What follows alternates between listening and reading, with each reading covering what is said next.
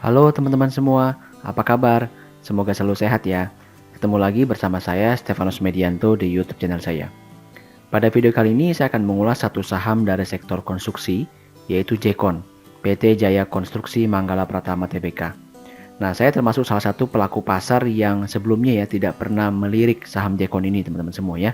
Karena memang sebelumnya sudah tahu, namun saya melihat fundamentalnya biasa-biasa saja dan juga sahamnya terus-menerus mengalami depresiasi. Ya, namun sejak saya mendapati berita atau membaca berita bahwa Jekon ini termasuk salah satu pemenang tender di proyek IKN ya bersama Wika dan PT PP dengan jumlah yang besar dan juga harga sahamnya mulai terapresiasi, maka saya mulai tertarik nih sama saham Jekon.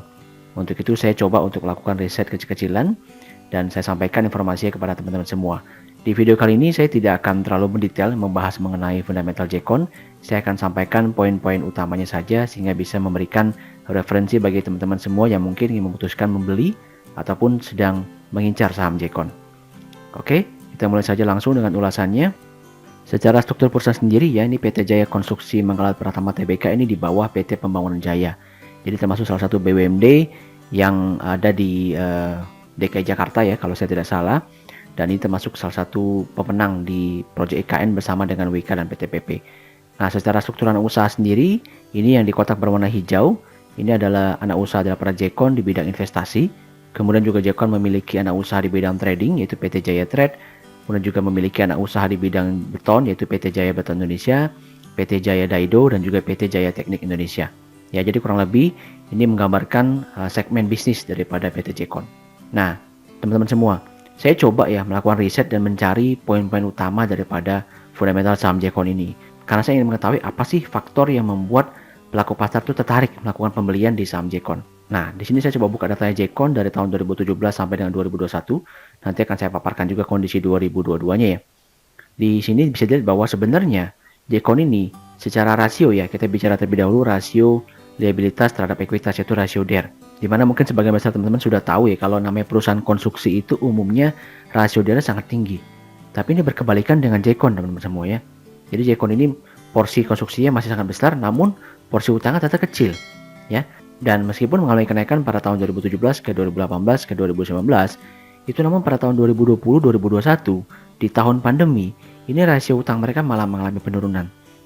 Jadi saya memang melihat bahwa manajemen Jekon ini cukup bagus ya memanage perusahaannya di masa-masa sulit seperti di masa pandemi. Mereka justru melakukan efisiensi, melakukan restruktur hutang sehingga mampu menurunkan rasio dari mereka. Dan bukan hanya itu, di rasio lancar sendiri yang merupakan rasio likuiditas daripada sebuah perusahaan yang sangat penting untuk sebuah perusahaan konstruksi, karena bagaimanapun konstruksi itu modal operasionalnya sangat tinggi ya. Itu mereka berhasil meningkatkan rasio lancar mereka atau disebut juga current ratio itu dari tahun 2017 itu sempat mengalami penurunan ke 2018, namun setelah itu mengalami peningkatan dan bahkan mencapai lebih dari 2 kali di tahun 2021. Ya, jadi dari dua aspek ini, dari dua aspek neraca ini bisa kita simpulkan bahwa perusahaan Jekon ini perusahaan yang bagus teman-teman semua. Ya, cukup dengan melihat dua parameter ini saja, ini perusahaan fundamentalnya bagus dan menunjukkan kita bahwa perusahaan ini memiliki neraca yang sangat sehat. Menurut saya pribadi, manajemen Jekon sudah melakukan yang seharusnya, yaitu dengan melakukan improvement pada neraca perusahaan, sehingga nanti ketika ekonomi kembali bertumbuh ya, pasca dari pandemi, ketika mereka kembali mendapatkan proyek-proyek yang sangat besar, mereka bisa dengan sangat cepat mengakselerasi proyek-proyek tersebut. Ya, karena kenapa? Karena neraca mereka kuat.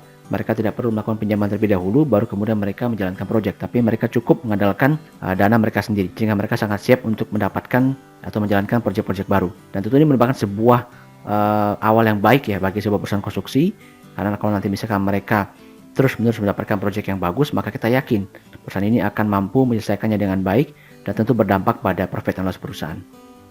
Nah teman-teman, sebelum saya lanjutkan ya, teman-teman juga bisa join ya di free channel Telegram saya ya, dimana pada free channel Telegram tersebut saya akan memberikan berbagai macam update teknikal saham dan tentunya termasuk dengan Jekon ya, free rekomendasi, informasi market update, ulasan-ulasan saham yang tentunya bermanfaat untuk teman-teman semua. Ya, jangan lupa untuk join ya, untuk link joinnya ada pada deskripsi video. Oke, kita lanjutkan kembali pembahasannya. Nah, di sini saya juga sudah memiliki data profit and loss perusahaannya. Saya sudah rekap dari tahun 2016 sampai dengan tahun 2022. Ya, di mana di kolom 2022 ini masih estimasi ya, karena kita masih pakai data pada Q2 2022. Sementara pada tahun-tahun yang lainnya itu sudah full year. Nah, di sini bisa saya jelaskan sebagai berikut. Di tahun 2016 bisa dilihat bahwa Jekon secara pendapatan ya itu mencapai 4,65 triliun.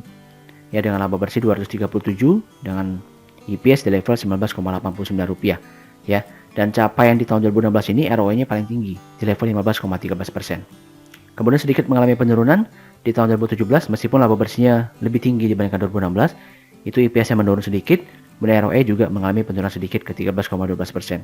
Dan hal ini juga terus berlanjut nih, penurunannya tahun 2018, 2019, ini terus mengalami penurunan hingga di tahun 2019 ini ROE-nya hanya 7,49% dengan laba bersih hanya 202 miliar. Dan memang kalau kita perhatikan, penurunan ini juga terjadi pada harga saham Jekon ya. Oleh karena itu sebelumnya saya bilang bahwa Jekon itu kurang menarik di mata saya karena memang fundamental mereka mengalami penurunan dan harga sahamnya juga mengalami penurunan seperti itu ya. Untuk tahun 2020, 2021 mungkin bisa kita abaikan karena masa pandemi di mana mostly memang perusahaan tidak mampu menunjukkan kinerja terbaiknya dan mostly memang banyak yang rugi. Nah, sekarang kita perhatikan di tahun 2022. Ya, 2022 sendiri ini sudah mulai mengalami improvement atau sudah mulai mengalami turnaround. Meskipun memang kalau kita estimasikan itu belum akan mencapai perform pada tahun 2019. Ya, jadi kalau menurut estimasi, ini revenue tahun 2022 itu di level 4,2 triliun, laba bersih 170 miliar, ini saya dapatkan dari ekspos perusahaan. Ya, dan EPS diperkirakan di level Rp10,42 per lembar saham. Sehingga ROE-nya kalau kita hitung di level 6,34%. Seperti itu ya.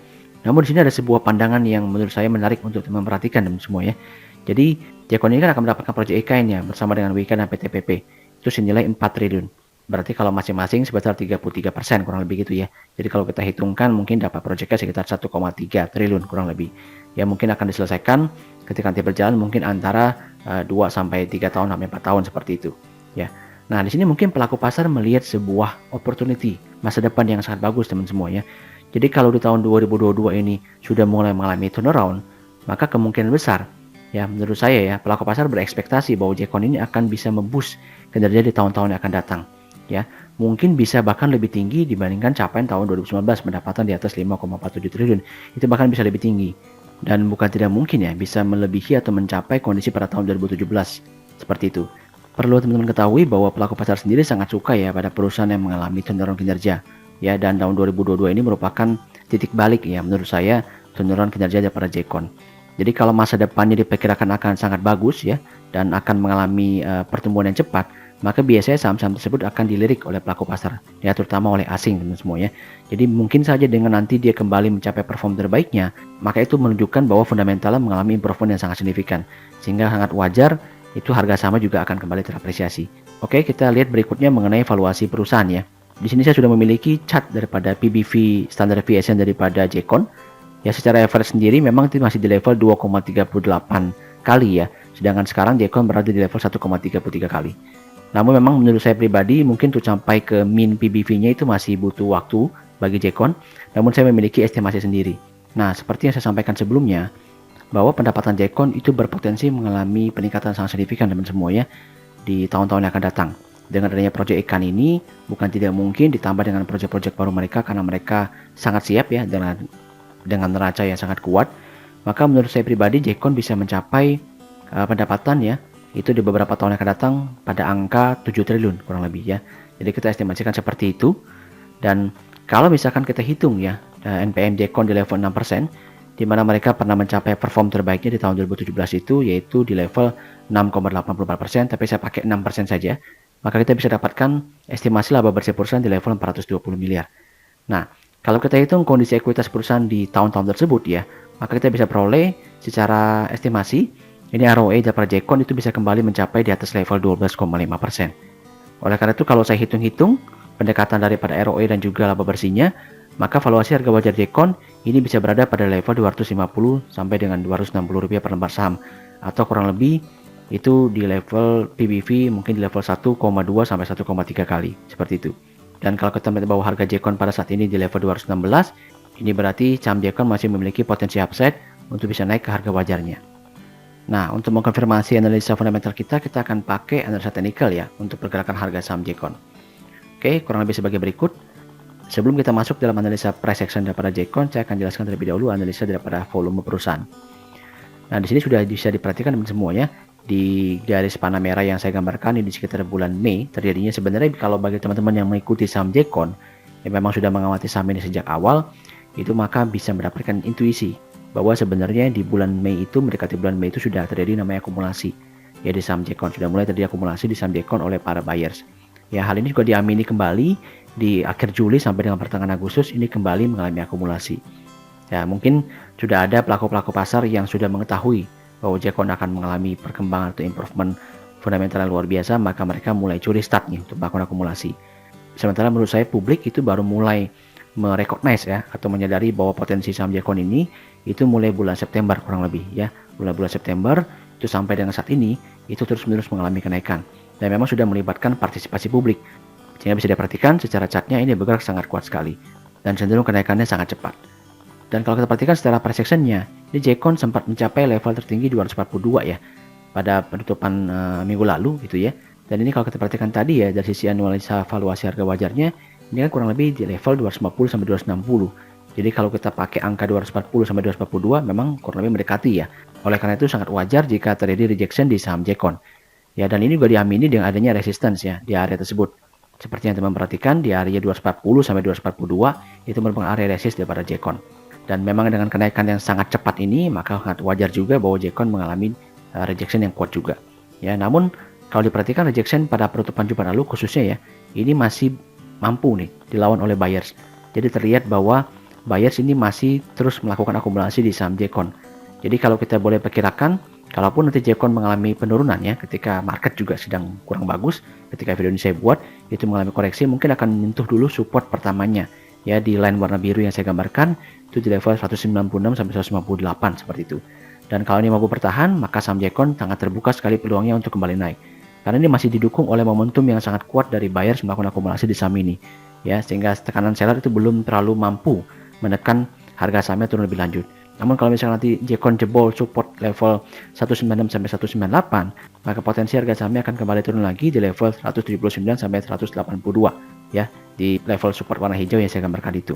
Dan sebenarnya area-area ini teman semuanya di area 179, 182, area 196, 158 itu bisa menjadi area pembelian yang bisa teman-teman coba terapkan ya, khususnya bagi ingin trading.